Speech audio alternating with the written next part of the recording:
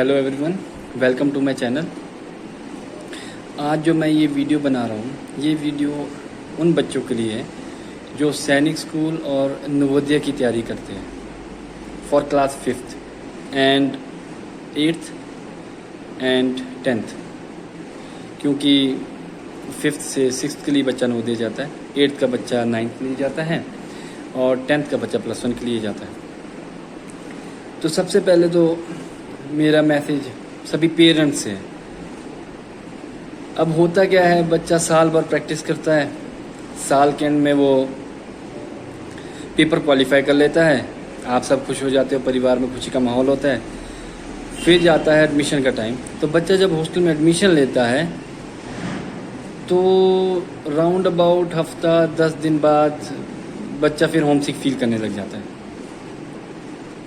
और होम सिक फील करने लग जाता है तो फिर वो जो पढ़ने वाला बच्चा है वो भी कहीं ना कहीं अपने आप को डंप कर लेता है और वो स्टडी में भी वीक होने लगता है। फिर वो खेल कूद में भी पार्टिसिपेट नहीं करता, चुप रहना शुरू कर लेगा, पेरेंट्स से कम बात करेगा, टीचर से भी कम शेयर करने लग जाएगा। क्योंकि बच्चा धीरे धीरे अपने आप को डिप्रेस्ड फील करने लगता है। उसे लगता है कि मम्मी पापा ने उसको दूर भेज दिया है और वो उनको मेरी याद नहीं आ रही है और मेरी कोई केयर नहीं कर रहा है। तो सबसे पहले तो मैं चाहूँगा कि पेरेंट्स से कि जो बच्चे को वो जिस भी बच्चे को वो भेजना चाह रहे हैं नवोदय सैनिक स्कूल में, किसी भी मतलब बोर्डिंग स्कूल में जिसमें आपका एग्ज़ाम होता है, तो नो डाउट तैयारी ज़रूरी है करना। लेकिन आई थिंक आजकल के जैसे कहीं ना कहीं जो हमारे बच्चे हैं वो पढ़ाई में तो स्ट्रांग हो रहे हैं लेकिन इमोशनली काफ़ी वीक है। तो आप लोगों को उन बच्चों को इस तरह से उनकी गाइडेंस करनी है कि बच्चा जब क्वालिफाई कर जाए आपका, उसके बाद बच्चा हंसी खुशी एक्साइटेड होके हॉस्टल में रहे और जब बच्चा हॉस्टल में छुट्टियां हो तभी आए। अदरवाइज ऐसे जैसे जिद कर लेते हैं बच्चे की नहीं पापा आओ, मम्मी आओ, मुझसे नहीं रहा जा रहा है, यहाँ पे मेरे को अच्छा नहीं लग रहा है, पढ़ा नहीं जा रहा है। तो ये जो होता है इसमें इसके लिए तो बच्चे को आपको मेंटली प्रिपेयर करना हो। अब जैसे कि हम भी थे, मैं अभी 2009 पास आउट नवोदय से JNV ठियोग से। तो जब हम भी नवोदय गए थे तो 5th में हमने भी एग्ज़ाम दिया था और 6th के लिए सभी एग्ज़ाम करके नवोदय जाते हैं, तो वैसे मैं भी गया था। तो नो डाउट सभी को मतलब जो उस एज में जिस एज में उस टाइम मैं गया था तो उस एज में मुझे भी होम सिक फील हो रहा था। लेकिन क्योंकि हम इंट्रोवर्ट नहीं थे, मतलब कि आपस में नहीं रहने वाले थे, हम क्या करते थे, बातें करते थे, शेयर करते थे, तो हमारे दोस्त बनने लग गए थे। तो कुछ बच्चे ऐसे होते हैं जो इंट्रोवर्ट होते हैं, मतलब 5th क्लास में बच्चा पढ़ने में अच्छा है लेकिन इंट्रोवर्ट है, मतलब अपने में ही रहता है। तो ऐसे बच्चे को हॉस्टल में बहुत प्रॉब्लम आती है। क्योंकि कुछ केसेस में मैंने देखा है, मेरे कई बच्चे सिलेक्ट हुए हैं, कुछ बच्चे छोड़ के आ जाते हैं इसी रीज़न से, वो होम सिक फील कर रहे हैं या उनको खाना अच्छा नहीं लग रहा है या हॉस्टल अच्छा नहीं लग रहा है, क्योंकि उनको पैम्पर ही उस तरीके से किया हुआ है। तो मेरा मैसेज तो सभी पेरेंट्स और उनके बच्चों के लिए भी यही है कि जब भी बेटा आप लोग नवोदय के लिए तैयारी करो और नवोदय जाने का सोचो, तो आपको एक चीज़ ध्यान में रखनी है कि आप वहाँ पढ़ने जा रहे हो फ्री ऑफ कॉस्ट। पहली बात, वहाँ कोई फीस नहीं लगती है। CBSE बोर्ड एफिलेटेड होते हैं जितने भी नवोदय है, आपको पता है हर डिस्ट्रिक्ट में एक नवोदय है, ठीक है। डिस्ट्रिक्ट लेवल पे जब पेपर होता है राउंड अबाउट थाउजेंड्स में पेपर बच्चे देते हैं, उनमें से सिर्फ 40 गर्ल्स और 40 बॉयज़ ही सिलेक्ट होते हैं, 80 बच्चे सिलेक्ट होते हैं।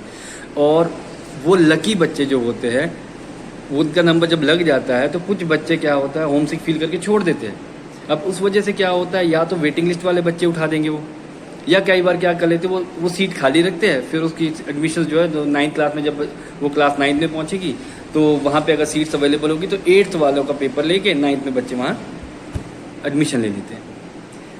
तो अगर मेरा कहने का मतलब ये है कि जो भी बच्चा नवोदय या सैनिक स्कूल जाना चाहता है, इंटरेस्टेड है, वो तैयारी करे और मेंटली भी प्रिपेयर रहे कि उसे वहाँ पे अकेले रहना है। अपना जितना भी काम है जो अभी हमारे पेरेंट्स कर रहे हैं, ठीक है, जैसे कपड़े धोना, नहाना, ये सब कुछ अभी पेरेंट्स करके देते हैं आपको, ये सब कुछ आपको खुद करना है। मतलब आप वहाँ सेल्फ डिपेंडेंट बनते हो, ठीक है।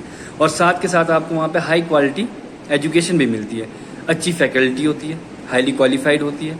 और हमारे जो हॉस्टल में फैसिलिटीज़ हैं, जो हमारे स्कूलों में फैसिलिटीज़ है, computer lab, physics lab, bio lab, chemistry lab, ये सब कुछ अवेलेबल है वहाँ पे। जो यहाँ पे बड़े बड़े स्कूलों में मिलती है वो आपको वहाँ पे मुफ्त में अवेलेबल है, वहाँ पे कोई चार्जेस नहीं है।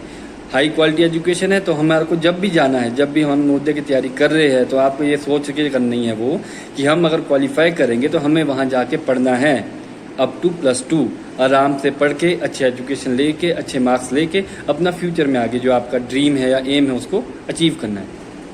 ठीक है, तो मैं ये इसलिए कह रहा हूँ क्योंकि रिसेंटली कुछ मुझे ऐसा इंसिडेंट आया, मेरी एक बच्चे ने सिलेक्ट हुआ बच्चा, लेकिन वो बहुत ही होमसिक फील कर रहा था, उसी करके मैं ये वीडियो बना रहा हूँ।